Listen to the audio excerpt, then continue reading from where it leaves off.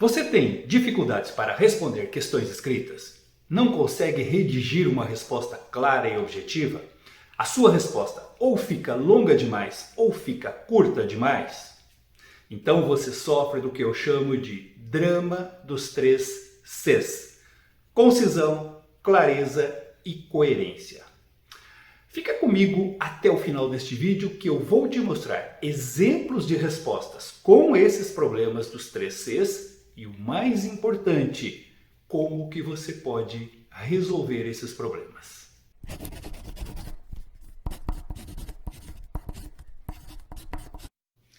Esta é a terceira aula sobre o drama dos 3 Cs que derrubam a sua resposta escrita: concisão, clareza e coerência. Nós já falamos de concisão e da clareza, e hoje vamos falar da coerência.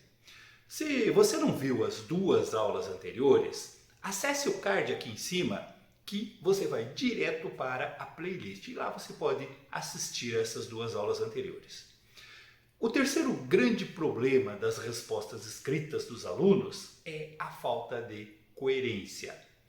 Isso acontece, por exemplo, quando a resposta está totalmente desconectada com o teor ou a proposta da pergunta.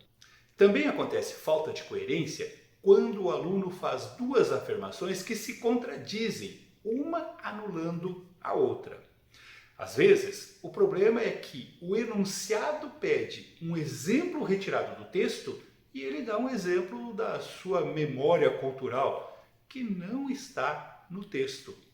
Tem algumas respostas tão incoerentes em relação à pergunta que o professor só vai entender de onde o aluno tirou aquilo quando fica sabendo que um outro professor de outra disciplina tinha falado sobre aquele assunto, aquele mesmo assunto da prova, naquela semana de prova.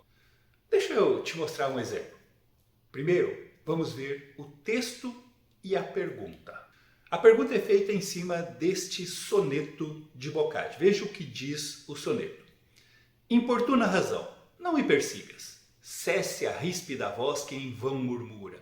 Se a lei do amor, se a força da ternura, nem domas, nem contrastas, nem mitigas.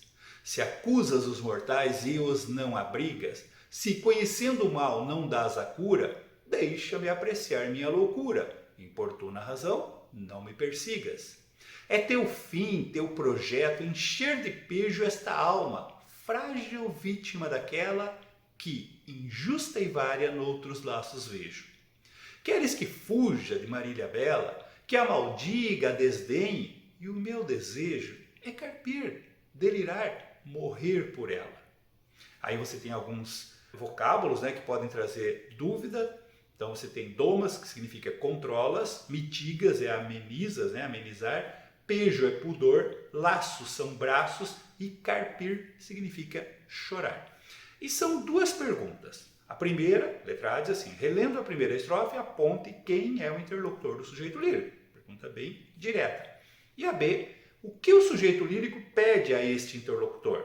Você identificou o interlocutor anteriormente, aí a segunda pergunta está atrelada. O que o sujeito lírico pede a este interlocutor? E por que ele faz tal pedido? Agora, veja exemplo de respostas totalmente incoerentes com o que foi perguntado. Dá uma olhada nessas duas respostas aí, para o item A e para o item B. Para o item A, a pergunta quem é o interlocutor do sujeito lírico, a resposta é sim, o interlocutor do sujeito lírico é a sua amada e bela Marília, mulher por quem ele está sofrendo por ter sido abandonado por ela. E para a segunda pergunta, o que o sujeito lírico pede a esse interlocutor e por que ele faz esse pedido, nós temos essa resposta. O sujeito lírico pede que Marília o maldiga e o desdenhe. Ele pede isto porque está chorando, delirando e morrendo de amor por ela. Para começar, de onde saiu este sim da resposta da letra A? Não existe nenhuma pergunta direta para iniciar esta resposta com um sim. Sim o quê, cara pálida? Depois, como que Marília é o interlocutor? A Marília aparece lá no final do poema. Ela é o alvo da ação que foi solicitada ao sujeito lírico. Ele não está falando com ela, ele está falando dela. Sem contar que esta resposta também peca pela falta de concisão. Mesmo que ela fosse a interlocutora, não foi perguntado qual é a relação do sujeito lírico com este interlocutor. A resposta B é uma consequência do erro da letra A. O aluno tenta responder em relação a Marília, o que ele pede a ela e por que ele faz tal pedido. Mas a incoerência maior está no fato de que o aluno afirma, erradamente, que o sujeito lírico pede que a Marília o maldiga e o desdenhe, porque ele está chorando, delirando e morrendo de amor por ela. Qual a lógica nisso? Se ela a ama, por que pediria para ela falar mal dele, para ela o desdenhar? Não tem sentido. Veja agora alguns cuidados que poderiam evitar estes erros e incoerências nas respostas. Em primeiro lugar, era preciso ter a atenção no enunciado que fala relendo a primeira estrofe. Isso é básico, meu guerreiro, minha guerreira. Eles estão informando para você onde buscar a resposta, na primeira estrofe. Marília não aparece na primeira estrofe. Marília é o assunto da conversa do sujeito lírico com a sua própria consciência. A consciência racional do sujeito lírico o está importunando, querendo mostrar para ele que amar esta Marília, chorar e sofrer por ela, é uma fria. Mas ele não ouve a razão e pede que ela pare de importuná-lo, porque ela, a razão, não tem forças para combater, para domar ou amenizar o amor. Era isso que você tinha que entender. Tudo isso está na primeira estrofe, como você está vendo ali. Então, respostas coerentes, claras e concisas para essas duas perguntas seriam estas aqui. Para a letra A, uma resposta clara e objetiva seria: o interlocutor do sujeito lírico é a razão, o seu lado racional. Não precisa dizer mais nada, foi só isso que foi perguntado. Para a letra B, o que o sujeito lírico pede e por que ele faz tal pedido? Uma resposta coerente seria isso aqui, ó.